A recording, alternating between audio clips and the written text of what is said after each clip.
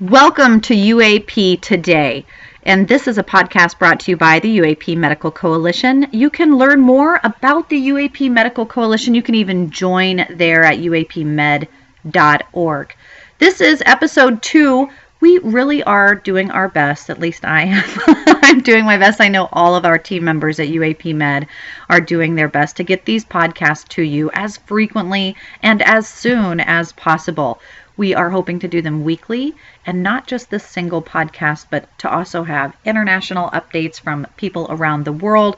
We're also going to be honing in on some round table discussions with people from all walks of life, bringing in their specialties and expertise to talk about UAP related issues as we see them happening live right now. Also in the past, also in the future, but mostly right now. So for those of you listening, thank you so much. I'm going to do just a really brief highlight of some of the news that we've seen in just the last 6 days as they are relevant to UAP and to UAP Med for first responders and those working in their field. For those, whether or not you're in psychology, social services, whether you're a police officer, nurse, medical, or even a politician, somebody helping to get the disclosure bills moving through our government. Whatever part of the machine that you are on or with, we hope that you will understand that UAP is relevant and influential to every single member of the community. Women, children, men, soldiers, non-soldiers, people working on an assembly line. If you work in or around electricity or computers, in or around other people, then UAP is relatable to you. So the news this week has been a lot of the Davos. We've had the World Economic Forum and large government entities, private organizations, mixing and mingling discussions about what to expect for the future ahead, not just in economics, but in technology and weapons and maybe even simulations of war. So recently in the news, we have seen NATO and even secret Chinese space weapons launching attacks on or in areas of, I'm going to read this article specifically. A secret lab in China simulated an attack involving hypersonic missiles and satellite attacks on United States warships. And so this is relatable to our UAP as we see what is in the air. It's a bird. It's a plane. It's Superman. No, it's not. It's a drone. No, it's not. It's a weather. Wait, what? We don't know what it is. We really need the help of our government. Arrow, a better reporting program, something that is going to keep not just pilots and personnel safe, community members safe and in the know, but also helping us prevent and deter any and all risks to civilians. So knowing that there are secret Chinese space weapons utilizing satellites, postponing some of our own exploration in the STEM from NASA, places just saying, you know what, I don't know if it's safe to go out and explore the skies right now. I don't know if in the state of the world and politics, if this is something that we should be doing. We're also seeing lights, flames. What is it? Is it what NATO had discussed in simulations of conflict and to be ready just to see what it is we might be doing? Is this another Event 201? Well, we're not completely sure what's going on, but there are flares, there are SpaceX, there are all sorts of things that you may or may not be seeing in the skies above. And on January 22nd, headlines flashed everywhere for flames and UAP aliens seen over uptown Charlotte. So continuing the UFO debate on what are they, this continuing that need for disclosure as people panicked and citygoers spotting soaring flames in the sky rushed to their dispatch calling 911 and police being unsure of how to handle the calls. So, again, some of these very relevant concerns for us in a psychosocial space of just how do we meet the needs of people in crisis, in trauma, real or unreal, Project Bluebeam or not? How do we know that if something's coming down from the sky, if there's some imminent danger, some posed risk at all, how do we know what it is that we are dealing with and that what we are doing to engage or not engage is even the right thing at all? continued debates and continued discussion of UAP UFO, UAP UFO. You're not helping us, Pentagon. Retired Pentagon personnel and Pentagon PR UFO chief reveals how Cuban spear craft works. So, UFO chief revealing conclusions to one of the most famous UFO cases in our modern era. And you can find more of this article on our X feed. If you're not following us on social media with the hashtag UAP Today, what are you doing? You can double click on all of these articles. We have a slew of them, from investigative journalists over here to podcast people over there, people seeking big answers to big mysteries. And I hope that you will join us on social media. It's not just Earth that seems to be a UFO hotspot, but there's also bizarre sightings out in space, radio frequencies coming in from all sorts of places, and maybe even more importantly, to those of you working on an assembly line or a blue-collar job, even articles about Elon Musk stating that soon Earth will be a host to humanoid robots, to human intelligence, non-human intelligence, and all sorts of relevance to technology as we might see it with AI, nanotech, metadata, and other related themes to UAP. So how could any of that have anything to do with UAP? Well, today, guys, I'm really happy to announce that we are going to be introducing you to one of my very favorite members. I mean, every member of the UAP Med is my favorite member. Shh, don't tell them that. But today we're going to be introducing you to Dr. Keith Taylor. And I was able to meet Keith and talk with him personally as he is there in Washington doing some pretty cool stuff, being a part of history and being someone who speaks on behalf of public policy and those who are public servants. So if you are familiar with the Fraternal Order of Police, or maybe police, first responders, firemen in your community, for me and my military family, first responders, public duty, are all really important themes and messages to uphold. And Keith is someone who does that both personally and professionally. And though he's now retired from the force, he's really in there spearheading some training, some advocacy, some outreach, and helping to educate the public that maybe don't even know what a UAP is. And when they think of UFO, they think of bringing Reese's Pieces, and they don't know what they would do if they saw something that they couldn't explain. So for everyone that's more objective and skeptical in nature, Keith is your man. He is going to be able to break down for us today in this episode a small interview on what he's working on in first response, also some of the action that he's been able to take after joining UAP Med, and a little bit of his journey with us at the uapmed.org. And we share more of that in the interview that you will find here on UAP Today.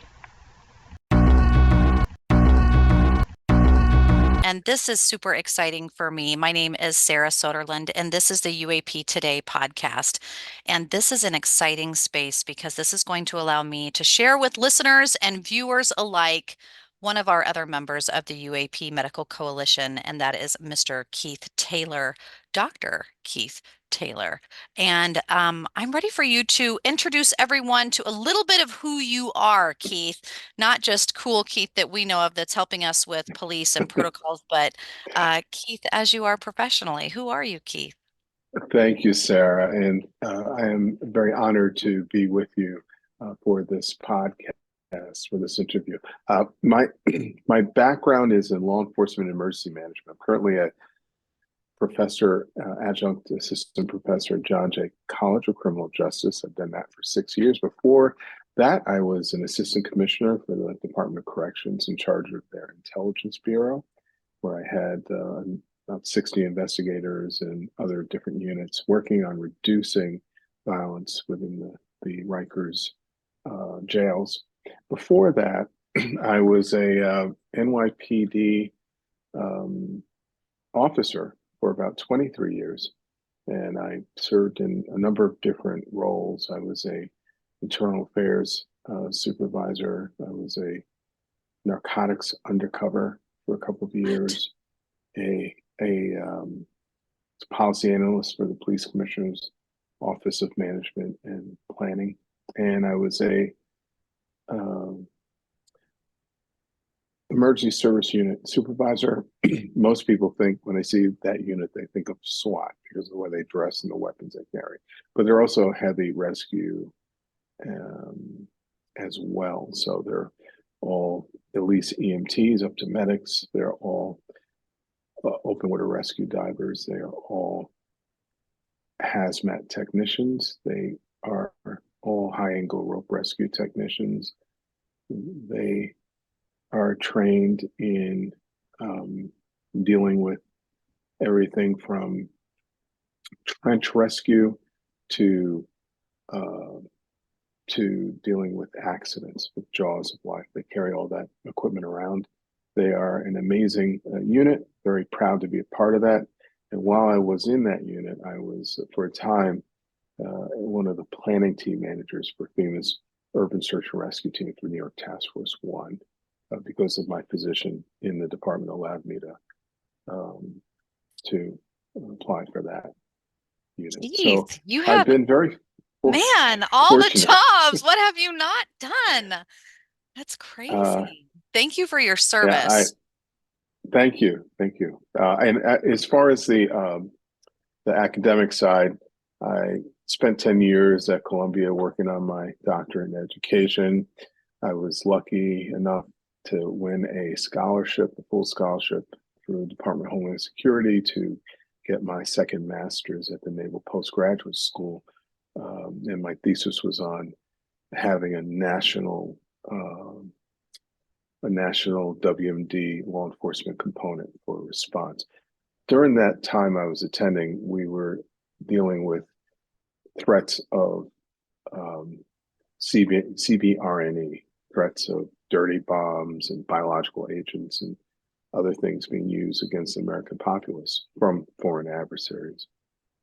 So that was my background, and I think it has helped me adjust to this new issue that is new for many Americans. Certainly, I was unaware of this up until 2017.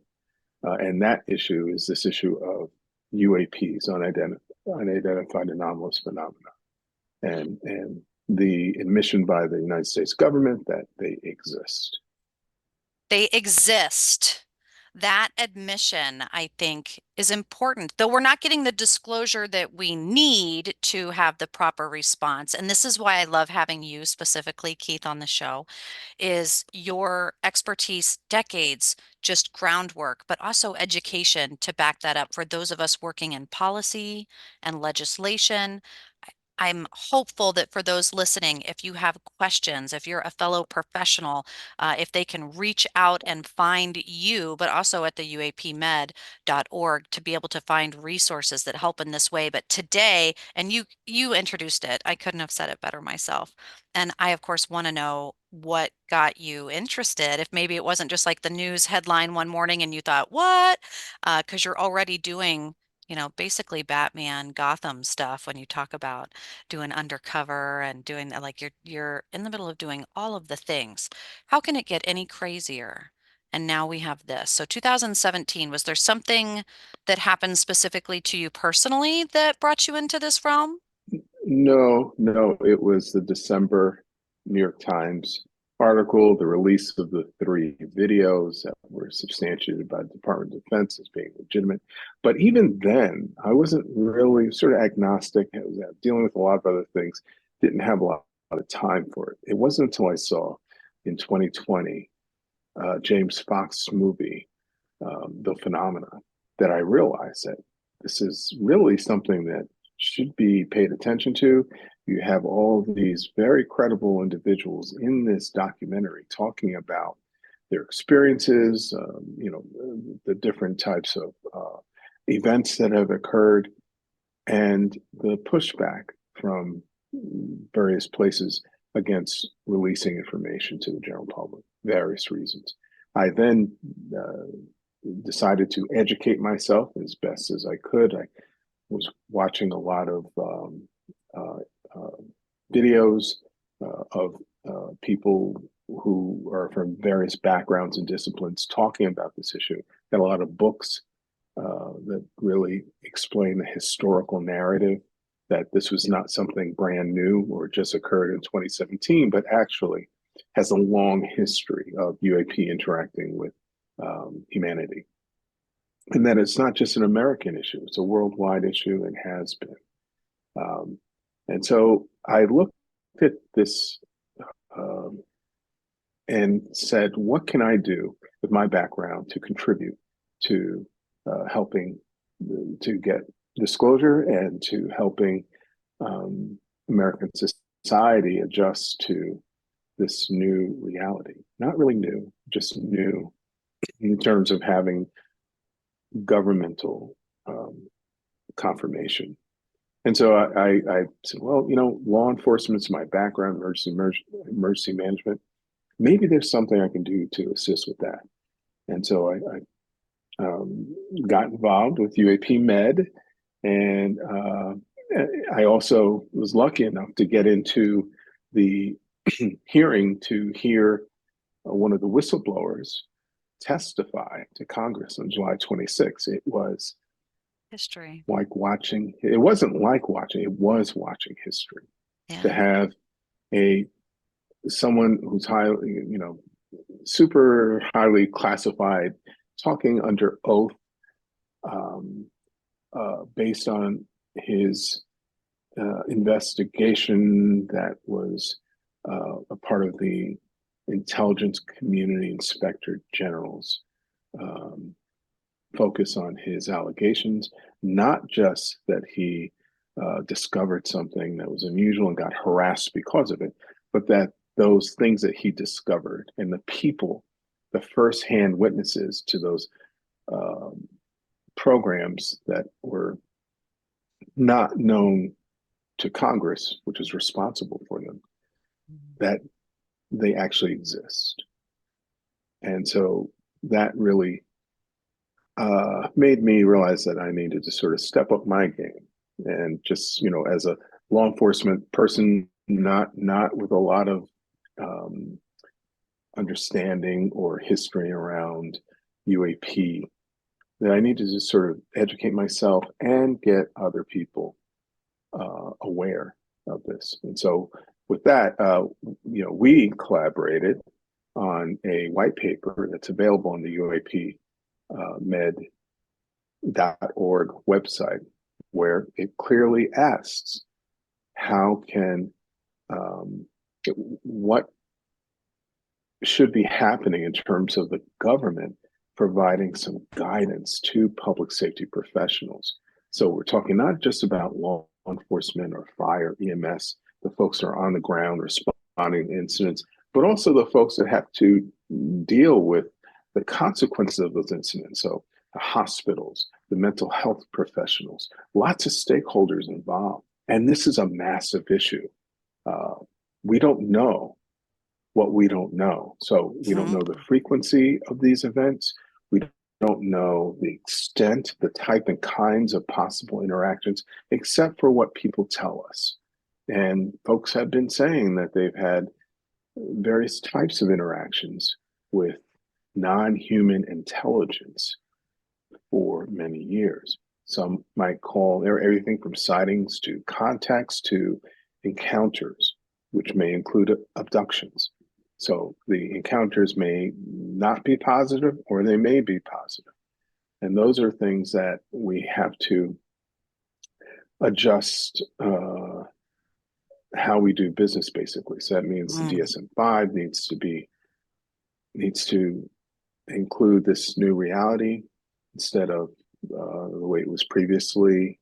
Yeah, all those little stigmatized. things. Man, you mentioned the DSM-5, and I know for people listening, if you're not someone working in the mental health community, you mentioned something really important, Keith, and so it almost makes me want to start at square one with training, because with your expertise and your guidance, I love that you shared, as any social service person would. You see something and you go, how can I help? That you see that this is going to possibly cause a pretty big stir, psychosexual, psychosocial, psychoanthropological, all of it, in criminal justice field. How are you going to handle mass hysteria, if there is such a thing? All of the little nuances, but mostly billing. money? Who's going to pay for it? How are we going to budget for this? Where do we even start? And so I want to do that. So let's start, for example, because one of the reasons I knew I needed to bring you on, that we needed to have your voice in this space. And again, that white paper that you have helped author for people who aren't interested in reading through bills, they aren't privy to watching hearings because they're boring. They're not like Judge Judy.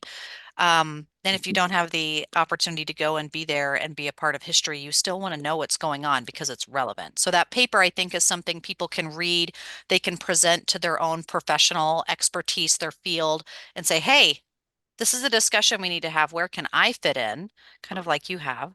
And so the Miami incident, we have to mention this. We have to mention the news. Like you said, man, you have news articles, video leaked footage, whether it's on base of jellyfish creatures or something recently at the turn of the new year, right at the holiday. Of course, everyone kind of wondering and waiting. It's a campaign year. We have a lot of discussion. What's going to happen? And in the news, you have the Miami alien incident being a hashtag trending, people going on TikTok and social media, taking the spotlight, respond, also a mess. It was a mess. And still, weeks later, I don't think anybody has much information. And so that seems to be pretty consistent. But so let's just take it one step at a time. So, Keith, looking at something like that where you are just a police officer, you are local personnel, and starting from dispatch, starting from any challenges that is going to be from a typical emergency call. On the particular Miami incident, you have people over dispatch saying we have an 8 to 10 foot creature. I'm not sure what we have. We have fire. We have people shooting guns. What what is it that dispatch and first responders need to be doing to even start relaying information in a helpful way?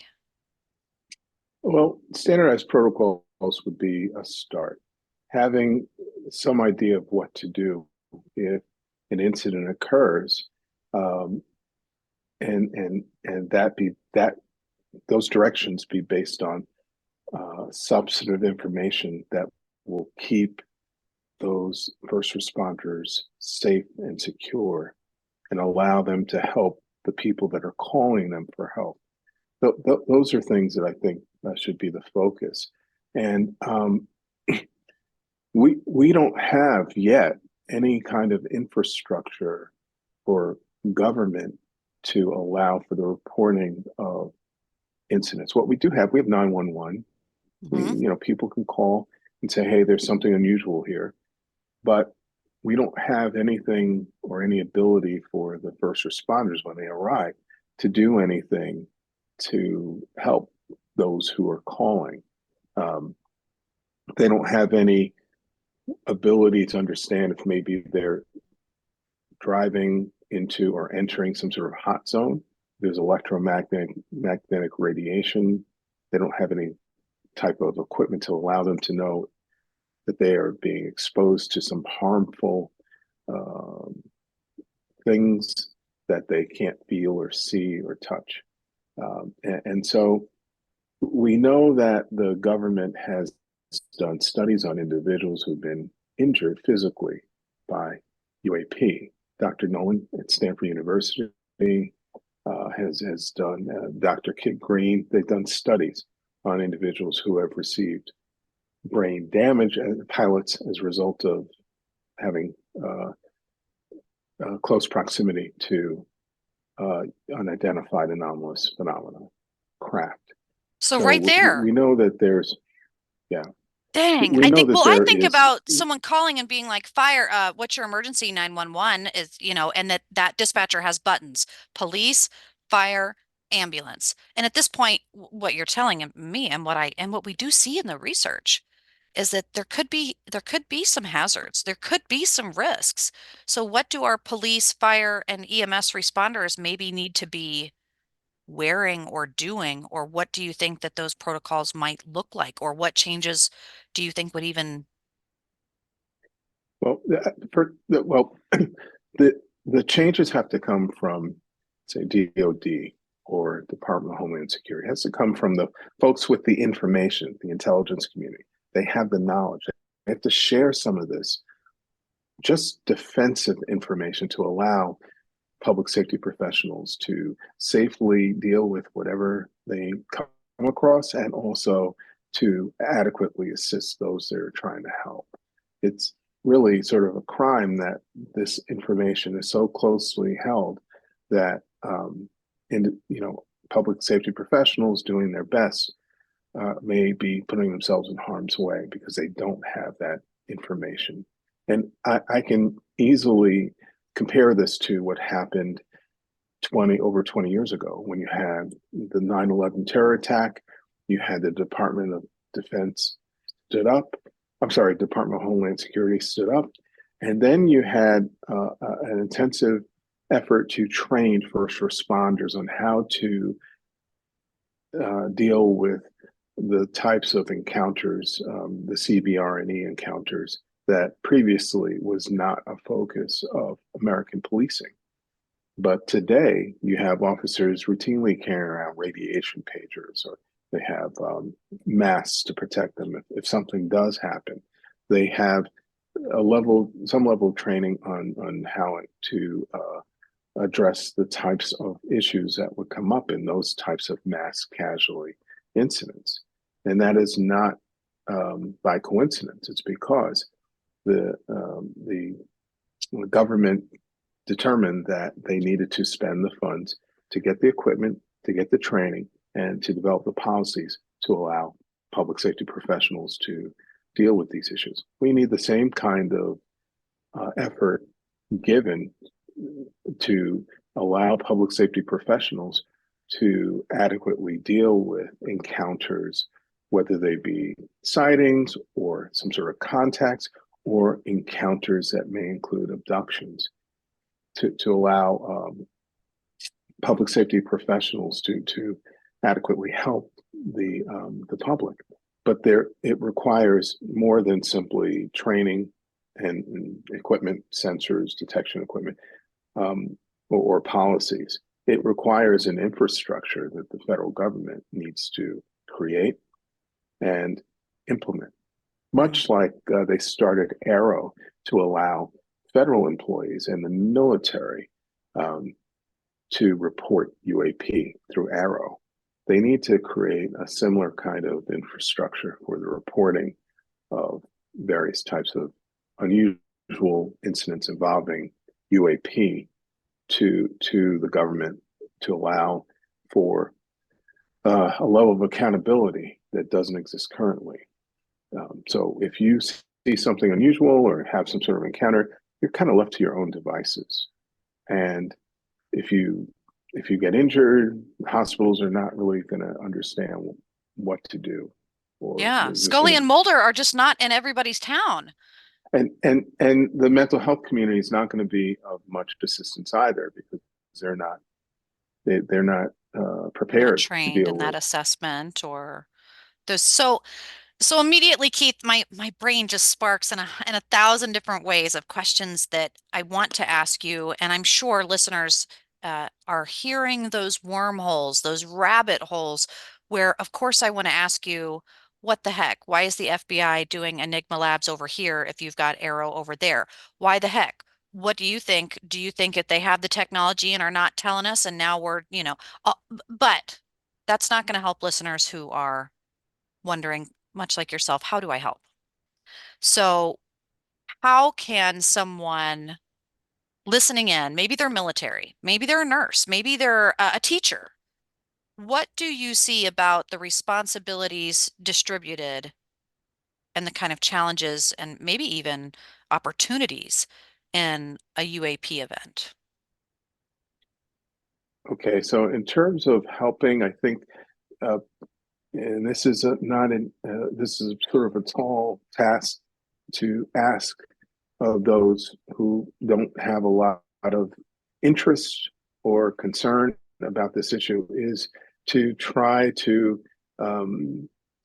educate oneself. And there are lots of different resources that are available that are competent and that allow for a quick understanding of various types of websites that will allow. But before we talk about that, we need to understand the history, the underbelly of this whole UAP discipline. You've got folks who are con artists who have Oh, tried to make a financial killing off of this thing. You have folks who have had mental health challenges that have you know uh, made it difficult for them to ascertain whether they were having delusions versus having actual encounters. And then uh, you have government disinformation programs, which David Grush alluded to in his testimony to Congress, that have helped to make this whole topic very difficult to be dealt with in a rational and substantive way. that's hard. So I have to put my hands up as a tax-paying civilian when you hear that, because a lot of people didn't watch that hearing. They don't know who Grosh, Grush, Steve, Hoo Ha, they don't know. And so when we say, no, no, no, no, no, that there could be government agencies, some coordination, psychological operations, where's it coming from? Who's funding this? Where and what's going on here? What would be the benefit to diluting information around UAP, and what damage might that do? You mean diverting, denying, and delaying information? Well, there are some ideas about why this occurs. One would be that when you're dealing with highly classified information, there will be great efforts to disallow that information becoming public. And then if it does become public, then to mix the truth or the facts with disinformation so that one can't tell the difference, thereby lowering the threat of this highly sensitive information being believed by the general public. We have had whistleblowers who have in the past attempted to share information about UAP retrieval programs and reverse engineering programs, but they didn't have a whistleblower infrastructure set up to allow them to share that information with the general public. They would be discredited. They would be That they may have been retaliation. hurt, hurt Yeah. physically, and so even with the most recent whistleblower, Mr. Grush, he has alluded to physical threats he's had as well as attempts to smear his reputation, uh, all in an effort to keep what he is saying from being seriously considered or paid attention to by the general public. I would say that a start for someone who is new to this, just watching this and just learning about UAP, to look at his testimony, watch his testimony, and understand that he's under oath. If he lies, then he will get arrested for lying to Congress. Mhm. And also understand that he is only one of at least 40 whistleblowers who have briefed Congress over the last 5 years about classified UAP technology, reverse engineering efforts, He's just craft, the name and people like to print. He's just one of 40 or more. he's the tip of the spear. And the rest of the whistleblowers were people who were contemplating going public or at least reporting to the ICIG. They were watching what would happen to him, what kind of repercussions he would befall for going public. And, I don't have any inside information, but my understanding just from watching and listening to public reports is that Congress has become well aware of the extent and nature of these highly classified UAP retrieval and reverse engineering programs. That's why you saw the Schumer rounds UAP Disclosure Act passed unanimously by the Senate in August of 2023.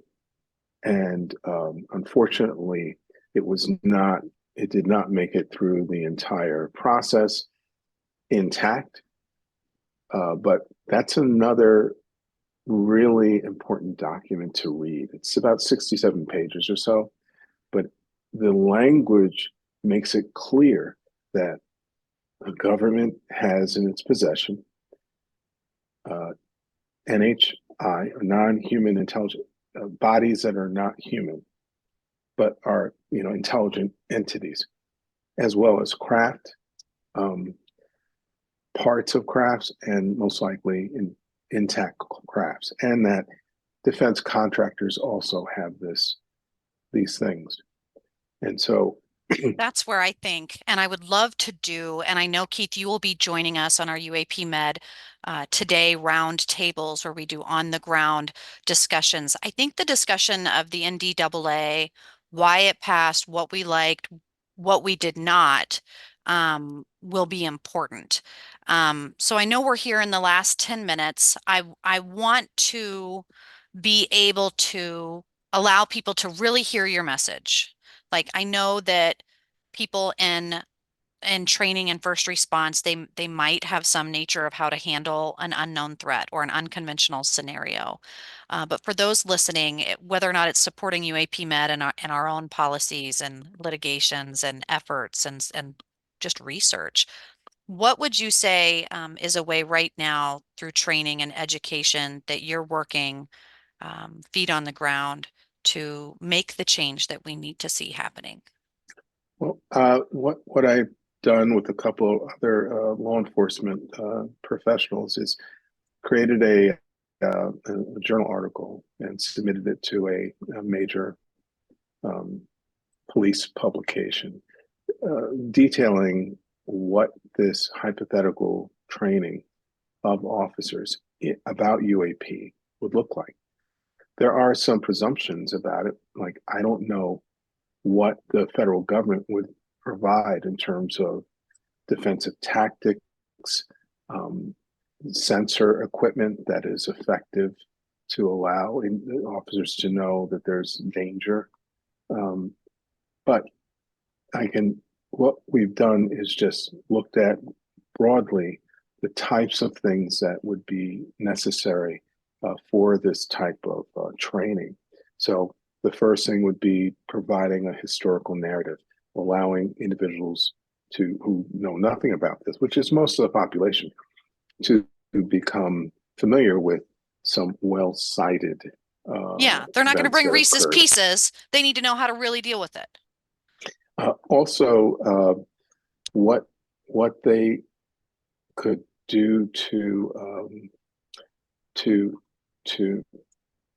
collaborate with other entities. Again, the infrastructure is not set up yet, but reports of UAP should be going not just to dispatch and then lapped off, but it should be relayed to maybe through a fusion center to DOD, DHS, to allow them to coordinate efforts. If DOD knows that there's something significant that may affect the populace, that they could maybe share that with those local public safety professionals to allow them to react in a way that will keep people safe. And right now, we don't really have that.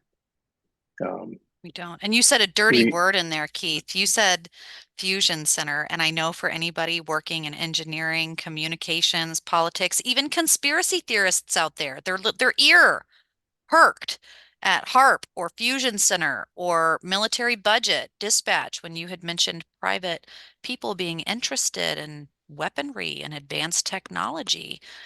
This is going to be pretty relevant, I would say, in the campaign year. Wouldn't you say maybe seeing some of this? Yeah, I would hope that it would be, because it's a clear and present issue. I won't say danger, but I don't know what I don't know.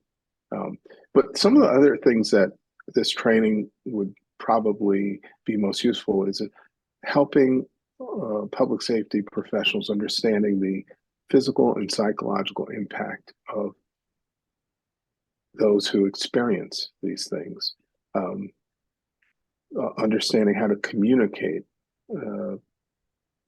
with other entities and with the general public when dealing with these high stress situations, and also providing continuing education to allow the public safety professional community to deal with any developments related to this issue, any research that is revealed or any other kinds of developments.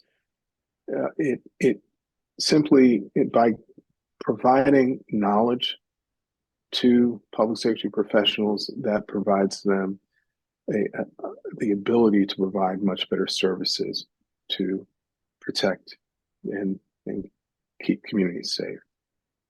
So this is it's an article that I hope gets published. It will then be shared with, law enforcement executives, public Where safety can we find you to professionals share it? nationwide. We want to follow with you, Keith, and be behind you. Where can people listening find you specifically, not just at the Well, UAPmed.org, but where can they find Keith Taylor? well, I discovered Twitter a few years ago, and I used that to share all of my information that I know about any kind of lectures or interviews, anything about uh, um, UAP, any kind of efforts to work towards getting disclosure. And I am looking I don't know my Twitter name. It's at DrKeithlTaylor.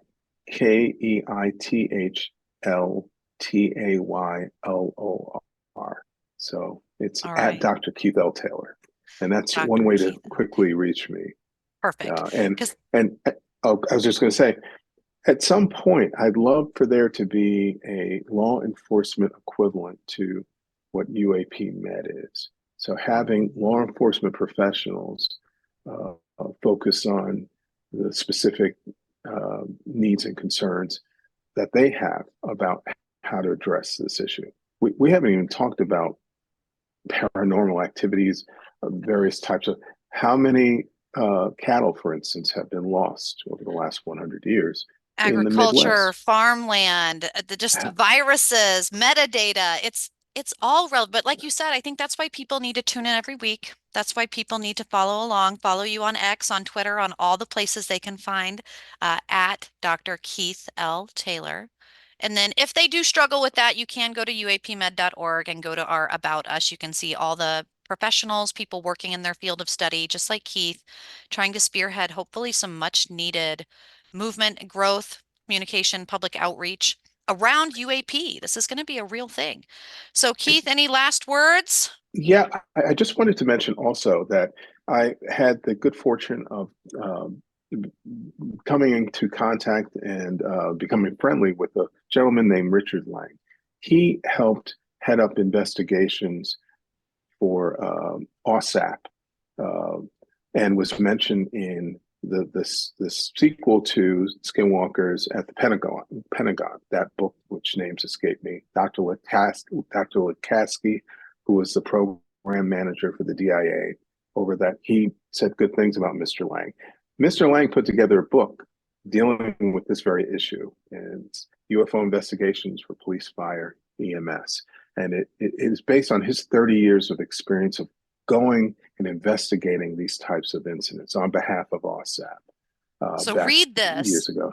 Oh yeah, follow absolutely. you, Yeah, and then join UAP Med. that's it. That's You what you got it got to covered. do. That's what we got to It. do. Okay. Well, Keith, Yes. thank you so much for your service. Thank you for your time. Thank you for all of the things you're lending to the community that will live on both while you're here and then beyond. It's history. And so I just want to say personally and professionally, thank you. And for anybody listening, please follow along at Dr. Keith L. Taylor. Find him on X, go online, support uapmed.org, and we will talk with you later. Thank you so much, Sarah. It was a pleasure. After watching that interview, and I was there for it. I mean, I was there actually. It wasn't my cloned version of me. Even after rewatching it and listening to it, I know that I have a million questions for Keith, and maybe you do too. Questions about what can a dispatch say, or what can they not say, or what kind of hazmat suits should I be wearing, or what is an EMP pump gonna really do? All sorts of questions, both to police, to first responders, to people in ambulance, people that are trying to navigate traffic, all of the people behind the scenes of the great Oz in our city that help keep the bustle going are all going to be deeply affected by UAP disclosure and upcoming technology as we integrate it into our lives. Hopefully, smoothly and seamlessly. Maybe not so seamlessly we don't notice it, but we want to be active and we want to be using it efficiently. So I am hopeful you will be joining us on social media, that you will follow uapmed.org. Check it out online. You will see us on X, you will see us on Facebook, you will see us on YouTube, and all those other social media sites that you might be surfing. I do hope that you will use the hashtag UAP Today. I hope that you will follow all of our members and consider joining yourself. Spread the word, lower stigma, and be sure to tune in next week on UAP Today. Thanks for watching, guys.